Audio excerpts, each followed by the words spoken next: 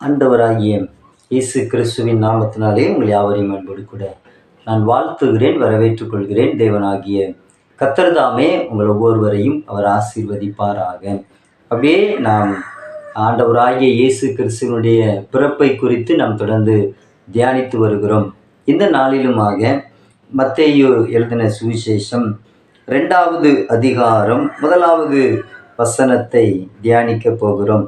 ஏரோது ராஜாவின் நாட்களில் யூதேயாவில் உள்ள பெத்லகேமிலே இயேசு பிறந்த பொழுது, யூதேயாவில் உள்ள பெத்லகேமிலே இயேசு பிறந்தார். இயேசு கிறிஸ்து எப்பொழுது வந்து பிறக்கிறார் என்று சொன்னால், இருண்ட காலத்தில் வந்து இயேசு கிறிஸ்து பிறக்கிறார். மல்கியா தீர்க்க தரிசன புத்தகத்திற்கும் ஆண்டவராகிய இயேசு கிறிஸ்து பிறப்பிற்கும் இடைப்பட்ட காலம் 400 வருடங்கள். இந்த 400 வருடங்கள் இருண்ட காலம் என்று அங்கே அழைக்கப்படுகிறது.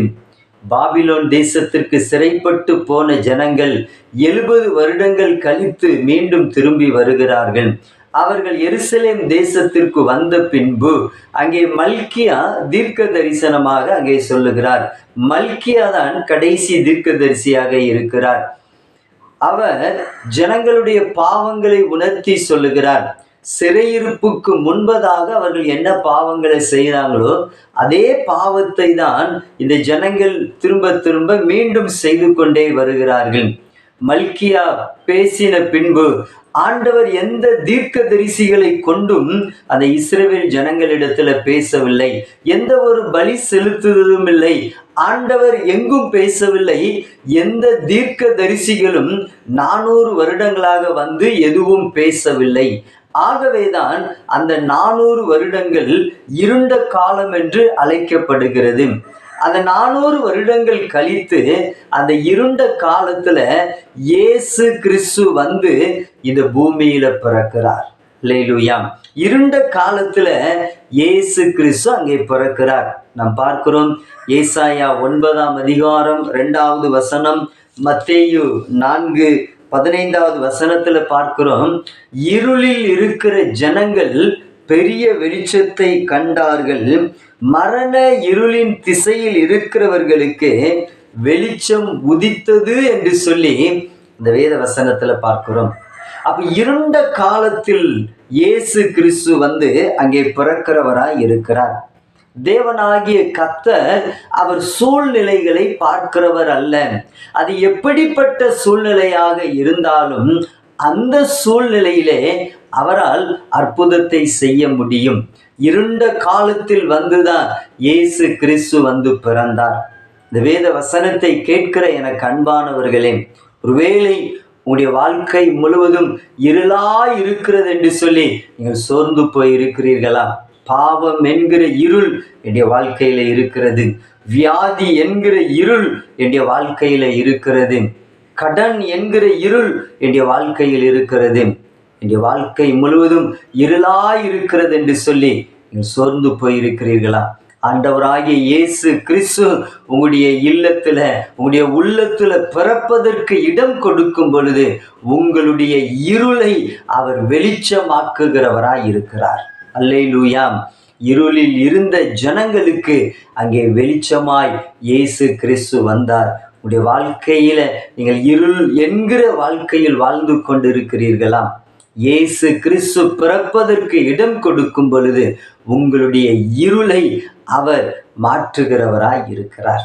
இயேசு கிறிஸ்து எங்கே வந்து பிறக்கிறார் என்று அந்த வசனம் சொல்லுகிறது. யூதேயாவில் உள்ள பெத்லகேமில் இயேசு பிறந்த பொழுது என்று சொல்லி அங்கே நாம் பார்க்கிறோம். பெத்லகேமுக்கு இன்னொரு பெயர் உண்டு. அது என்ன பெயர் என்று சொன்னால், என்னோட வேதாகமத்தை திருப்பிக் கொள்ளுங்கள். மீகா எழுதின தீர்க்கதரிசியின் புத்தகம் 5ஆம் அதிகாரம் 2வது வசனம் சொல்லுகிறது, எப்பிராத்தா என்னப்பட்ட பெத்லகேமே.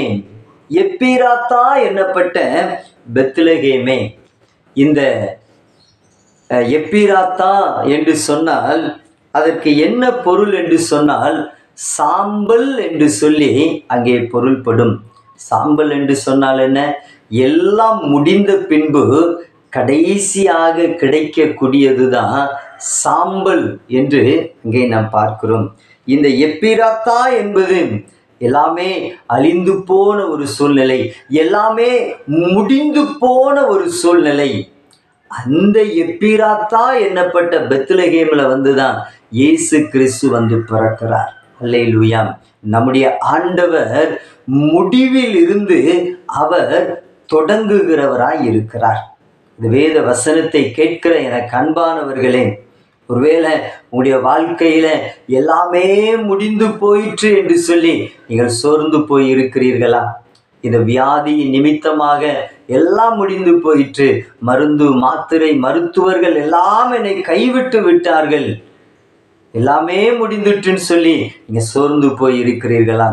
முடிவில் இருந்துதான் நம்முடைய ஆண்டவர் அவர் தொடங்குகிறவராய் இருக்கிறார். ஒருவேளை நீங்க நம்பிக்கையற்ற சூழ்நிலையில வாழ்ந்து கொண்டிருக்கீங்களா? இனிமேல் இப்படிப்பட்ட நன்மைகள் கிடைப்பதற்கு, இந்த ஆசீர்வாதங்கள் கிடைப்பதற்கு, இப்படிப்பட்ட நன்மைகளை பெற்றுக்கொள்வதற்கு வழியே இல்லை என்று சொல்லி நீங்கள் நம்பிக்கை இழந்து போய் இருக்கிறீங்களா? எல்லாமே முடிஞ்சிட்டுன்னு சொல்லி நீங்க சோர்ந்து போய் இருக்கிறீங்களா? என்னுடைய வியாபாரத்துல எல்லாமே நஷ்டம், இனிமேல் ஒன்றுமில்லை என்று சொல்லி நீங்க சோர்ந்து போய் இருக்கீங்களா? ஆண்டவர் உங்களோடு கூட தான் பேசுகிறார். நம்முடைய ஆண்டவர் முடிவில் இருந்து அவர் தொடங்குகிறவராய் இருக்கிறார். அல்லேலூயா. நீங்க எந்தெந்த பகுதிகள் எல்லாம் முடிந்துட்டுன்னு நினைக்கீங்களோ அதிலிருந்து ஆண்டவர் தொடங்குகிறவராய் இருக்கிறார். அல்லேலூயா.